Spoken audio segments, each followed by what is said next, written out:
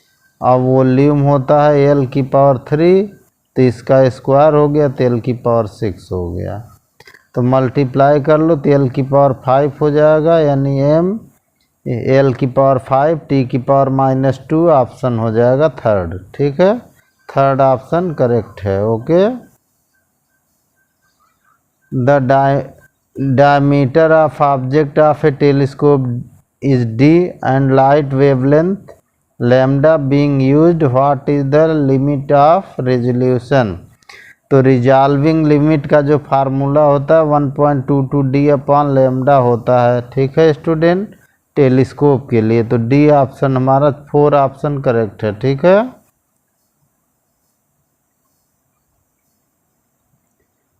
When two lenses are in contact, the condition for achromatism is, तो देखो student achromatic का formula होता है ω1/f1 plus ω2/f2 is equal to 0, और ये थर्ड ऑप्शन हमारा करेक्ट है। फार्मूला ही आपको याद होगा तो निकल जाएगा। Okay okay student, third option correct है। Good day.